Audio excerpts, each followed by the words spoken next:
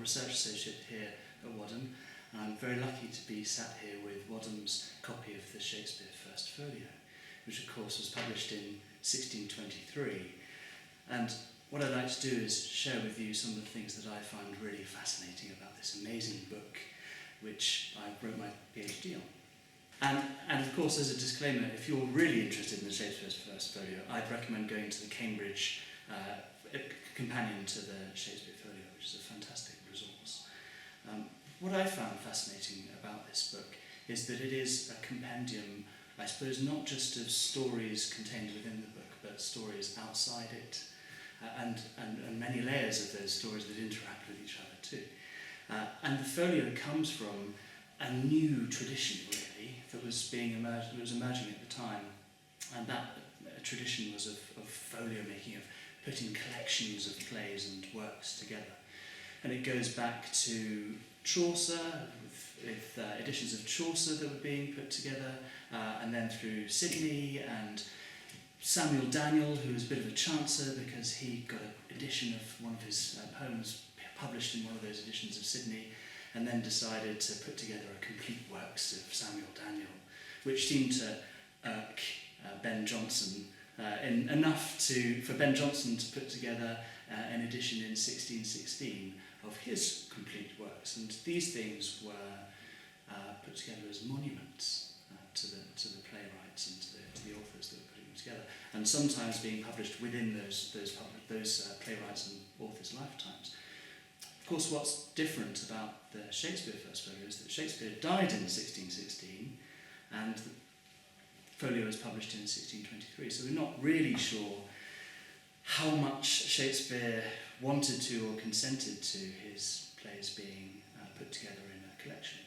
And quite often the Shakespeare Folio is referred to as the first collection of Shakespeare's plays, and that's actually wrong, because in 1619 an edition was put together by a printer, member of the Stations Company, called William Jagged, and it had 10 of Shakespeare's plays put together. And actually Jagged didn't own the rights to quite a few of those plays, so what he did was change some of the dates and change some of the stationer's details, and put out this surreptitious copy, which is sometimes called the false folio.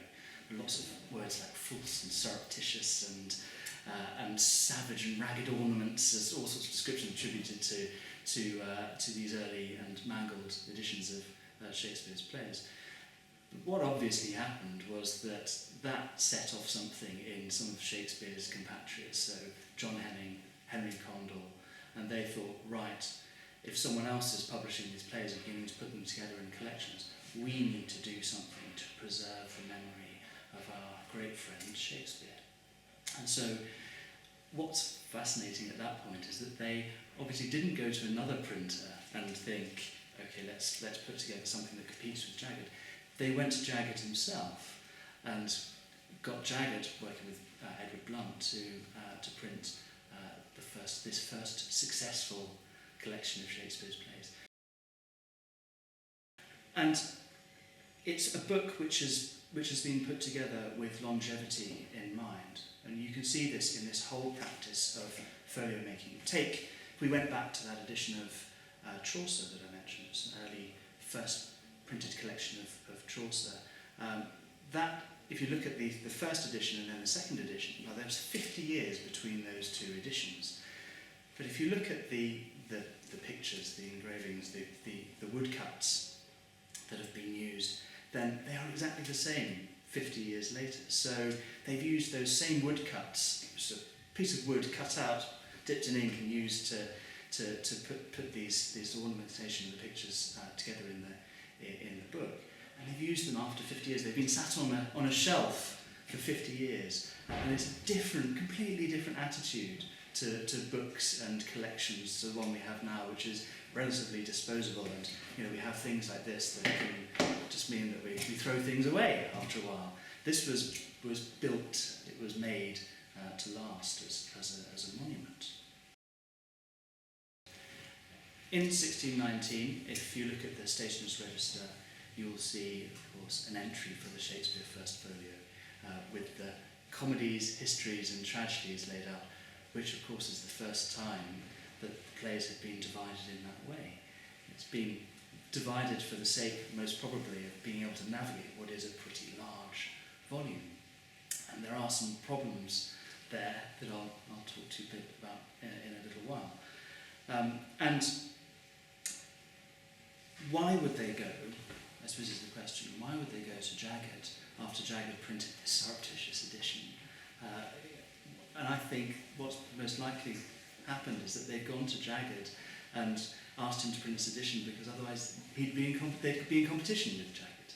And it makes sound sort of business sense to get the person who's got the experience of putting together a set of plays and has got part of the expertise already and get them to do it. So Jagged was responsible. Of course, he was probably going blind while the printing was being done, and so his son, Isaac Jagged, was probably responsible for most of the printing process.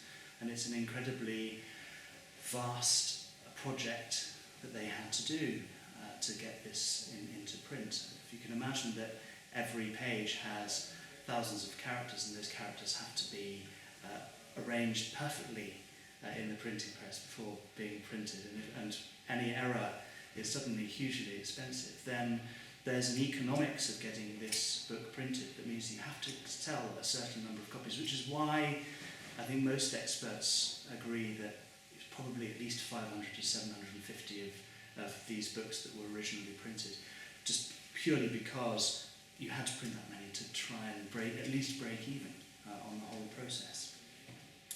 And it was, I think, an entrepreneurial adventure for everybody involved in it, but one which must have paid off to some degree because, of course, you have a second, a third, and a fourth folio printed later in the 17th century.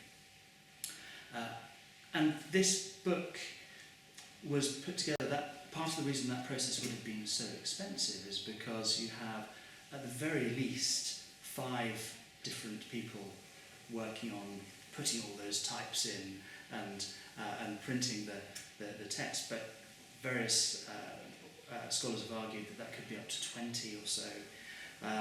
And this contains texts which do have their problems, but what is part of the reason of I suppose the value of this culturally, but sometimes in terms of monetary value too, because of course they go to auction for millions of pounds, is that the text contained in this book are really important source materials for the text that we see, for the plays that we see on the stage today, for the text that the modern text, the edited text that we get, and we read as students and beyond. This book, this particular copy, of course, is quite unusual in many respects. There are some reasons it's quite similar to other folios in that it lacks its the very famous frontispiece of Shakespeare with Ben Jonson's poem To the Reader opposite that frontispiece. And that absence, I think, is interesting for this book because there's a reason. I think people focus on that frontispiece as being important because it has an engraving of the Droeshout engraving of Shakespeare. It has a picture of Shakespeare, so okay, must have that at the front of the book. But I think actually the most valuable bit of those 2 pages is Ben Jonson's poem To the Reader, because that poem is quite different. I talked earlier about a tradition of folio making. In that tradition, the very first thing you do, because this is such a costly venture to undertake, the very first thing you do is say thank you to the people who helped to bankroll how you did this, so your patrons. But of course, that's not what the Shakespeare First Folio does. The first thing it does is address the reader. It addresses us. So the reader 20 years later, the reader 50 years later, the reader 400 years later. It's speaking to us and gives us ownership of Shakespeare's plays and of this book. Ultimately, we are their patrons, and it's again this monument to Shakespeare that we are entrusted in preserving. Possibly part of the reason I'm speaking to you now about this. What's again interesting about this particular copy is that it's not just the Droeshout engraving that's gone walkies. It's the address to the patron too. So not only is it missing that poem to the reader, the Droeshout engraving, but actually the experience we get reading the Wadham First Folio is actually close, if you ask me, to the experience that we get where the Droeshout engraving to be present, because the first thing we find is a poem by Ben Jonson. And this poem is a fantastic introduction to Shakespeare. Shakespearean criticism has pulled from different sides at times about whether Shakespeare should be considered as in his moment, or if he should be considered taken out of his moment and speaking to us now. And Ben Jonson, in one poem, in a few lines apart from each other, talks about Shakespeare being soul of the age, of course, the man of the moment. But then a few lines later says, he's for all time. So we have both of those perspectives wrapped up together. This book has other prefatory poetry in it, and of course the other things that you get before you get into the plays proper are things like the list of actors, people like Richard Burbage, and of course Hemming and Condell listed there as well, and a catalogue, which actually isn't present in the Wadham folio. And the catalogue is, as you'd expect, a list of the different plays, divided into comedies, histories and tragedies, and with some problems there, of course, because does Cymbeline deserve to be at the end of the tragedies, for instance? Troilus and Cressida is inserted completely and put in between the histories and the tragedies. In fact, if you look at the beginning of Troilus and Cressida and the end of Troilus and Cressida, if you were to get those pages in your hands, you'd see that that play in its entirety has been inserted into the First Folio later on. And the reason that was that there were negotiations with the owner of the rights to that play, a guy called Henry Worley, that were obviously concluded very, very, very late.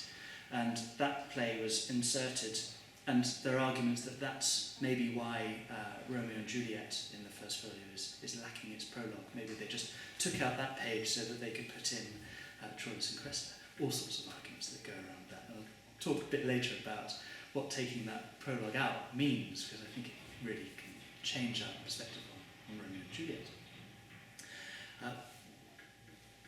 But of course, the first things that you get to, aside from this paratextual material, and part of it, the book's paratext, are the physical things that you have in front of you.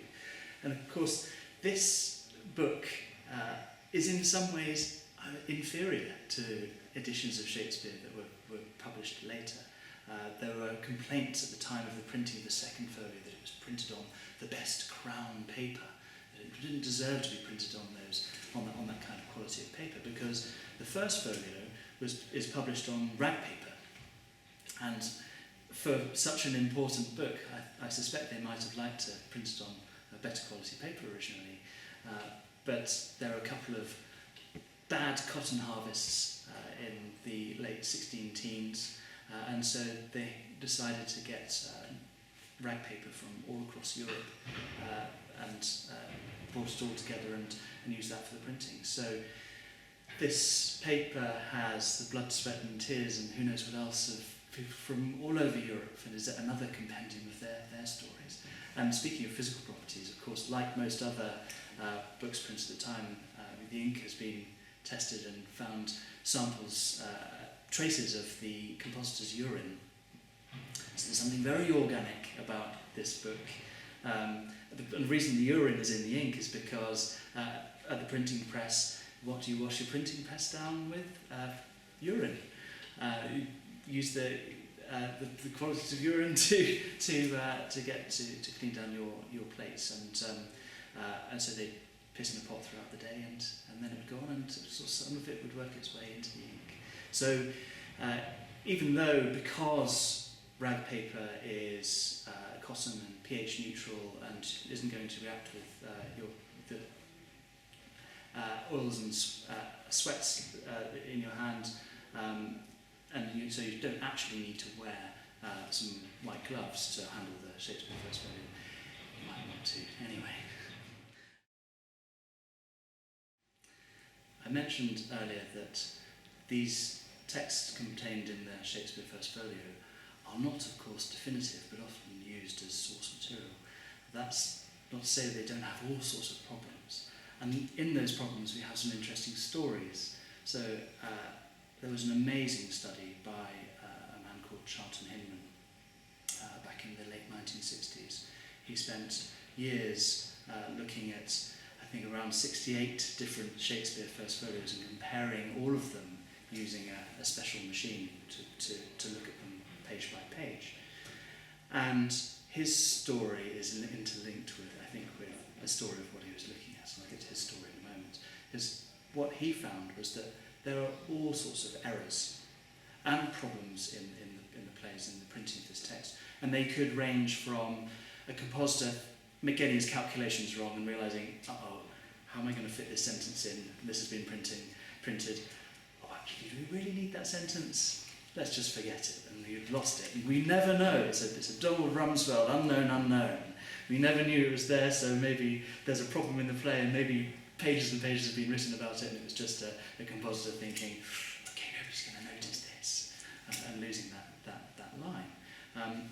But what Hinman did brilliantly was to put together tables and tables and tables of details about these errors and about spelling preferences. So between Hinman and some of the other scholars working on the First Folio then and earlier on, they isolated first this idea that there might be 5 different hands, 5 different compositors working on this book, but maybe more than that.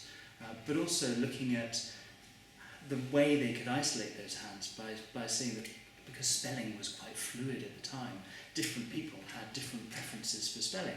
So the classic ones to look at are the word do, go, and hear. And do might have been spelt with 2 O's, go might have been spelt with 2 O's or 1 O, hear with 2 E's in the middle or 1 E. And understanding those preferences was what Hinman and others used to isolate the different hands.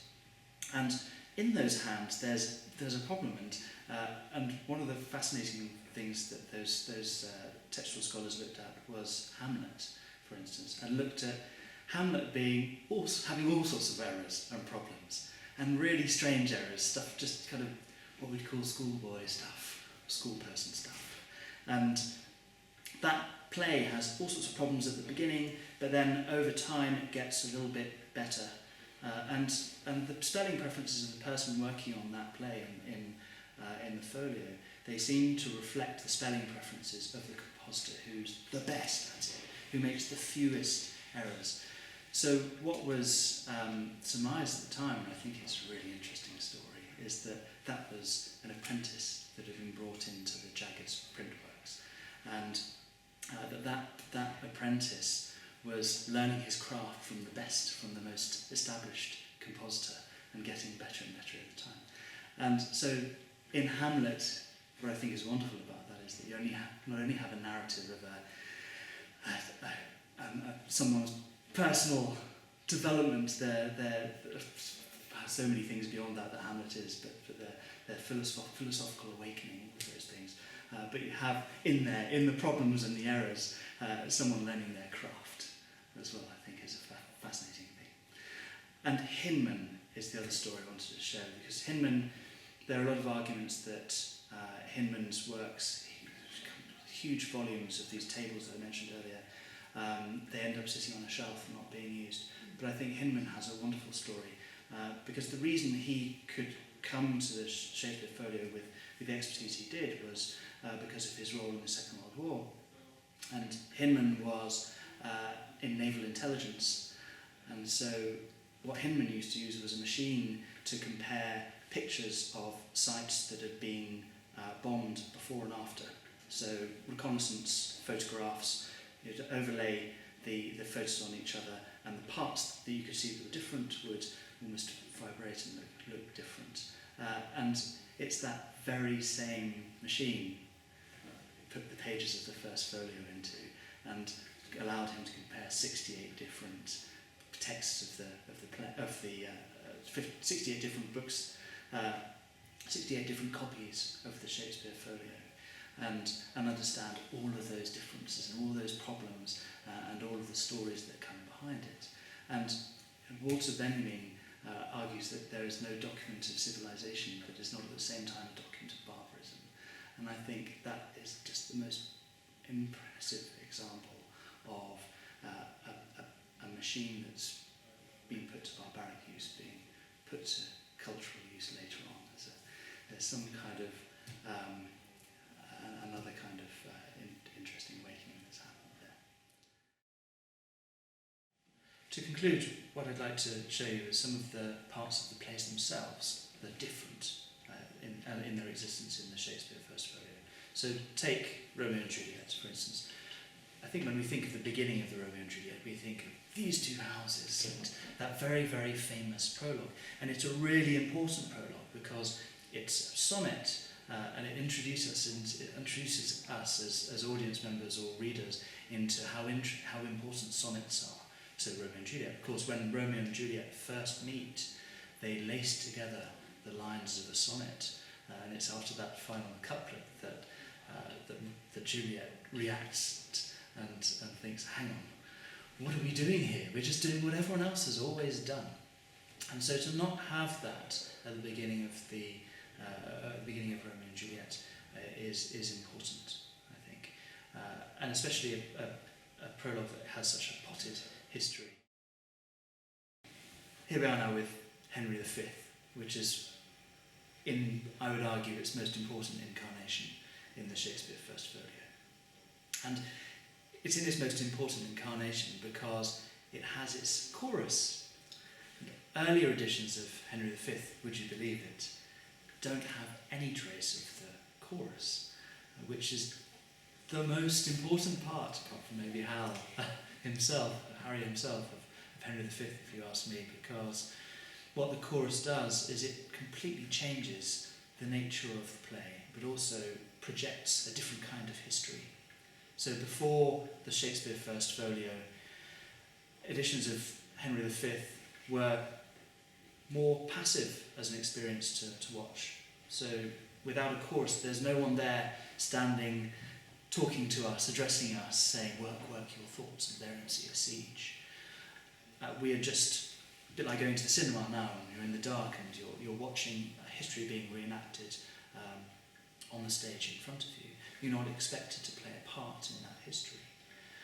And what the chorus does is, and it's only here because of the Shakespeare First Folio, is it takes that idea of history, which really comes from Holinshed and before him even, that kind of reenactment and watching and seeing a linear progression through a retelling, and completely changes it, because you have someone standing on the precipice, in this liminal zone between us and the play, saying, look, if you don't work your thoughts, if you don't make imaginary puissance, over a muse of fire, if you're not part of this collective effort, then this is just going to be a bunch of actors on the stage, and one man will not stand for 1,000, and the mighty armies are just going to be individuals on the stage. So what the chorus does is it changes the nature of the history being reenacted and gives us a part in that reenactment. So it asks us to be a consensual player. So when Henry says, we few, we happy few, we band of brothers, we are part of that happy few. We are part of the brothers and sisters, and we are part of the collective effort that is making that history happen, then, now, and in the future. And so the chorus, if you ask me, completely changes not just the nature of the play, but it changes the nature of the history genre itself. And I think that's one of the most incredible things that Shakespeare's ever done. Here we have King Lear.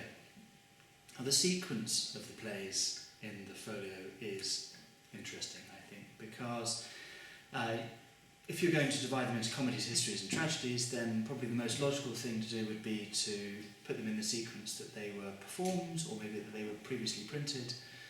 But there are some outliers. So Cymbeline is at the end, the Tempest is at the beginning.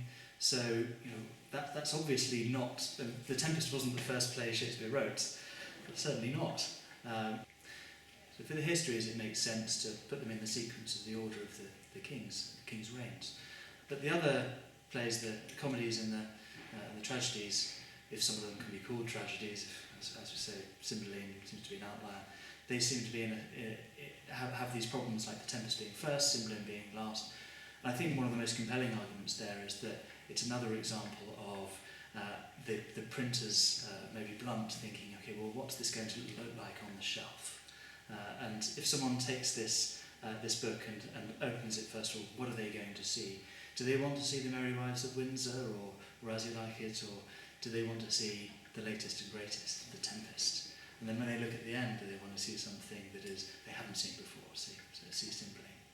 And this copy of the First Folio, it has the most amazing last couple of pages, where the last pages have been removed and intricately recreated by hand from using the second folio as a source. It's the most amazing couple of pages.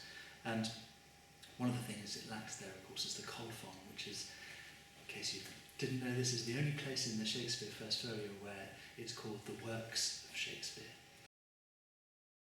And I think the quintessential bit of Shakespeare that exists in the Shakespeare's First Folio, only because of the Shakespeare First Folio, is in King Lear.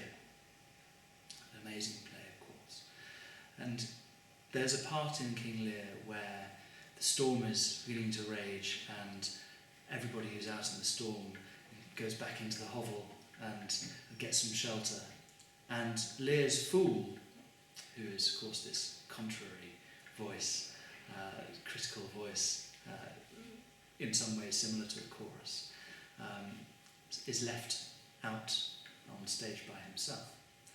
And unlike a traditional prologue or chorus, the fool does not address us directly. He is part of the milieu of the play until this point, and he speaks a prophecy. I'll speak prophecy. Here I go. And this prophecy is unusual, first of all, because it breaks all of that, and he addresses us, looks us straight in the eye, and addresses directly. It's quite disquieting, actually, that the fool suddenly discloses that he knows we're there, watching him or reading King Lear. And the reason we know it's direct address as opposed to anything else is because it's a prophecy speech, and prophecy speeches were a thing at the time. So up the road, you would have had people giving prophecy speeches, and it's all direct address. So the form itself shows that it's not a soliloquy. And the prophecy speech is totally garbled. If you read it, it really doesn't make much sense. And it puts together all of these oppositions that characterise a classic prophecy speech. So I think there's a strong argument that's been made before that this prophecy speech is a kind of piss take of prophecy speeches going up the road. So I'm going to give a prophecy speech, and everyone goes, oh yeah, okay, I remember that from these people giving prophecy speeches. So Shakespeare perhaps showing his frustration with the form, but as Shakespeare does in so many other contexts, taking that form and in an instant turning it to its greatest expression. And what Shakespeare does with that is the fool gives us this garbled prophecy. So we know that the fool somehow is conscious of us, but he's also conscious of the guy up the road giving a prophecy speech. So he's conscious of Shakespeare's time. But of course he lives also in King Lear's time.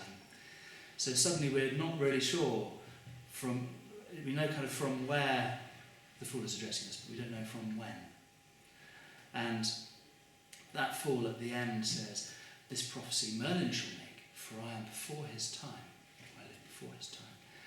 And that then puts another layer of complication, because Merlin chronologically is after, 800 years after Lear, where Lear is existing. So, okay, he knows about Merlin, he knows about prophecy speeches in Shakespeare's time, he knows about us because he's talking to us. He also will know about every future audience, because he's going to continue addressing directly future audiences. So in this moment you have what is just a short piss take of a well-known form, and Shakespeare's suddenly blown apart King Lear and made it so that the events of King Lear, which seem so massive and so tragic, are just a little chapter, a short chapter in a gigantic thousands of years of history. And he does that just in an instant. And it's amazing. And it only exists because of the Shakespeare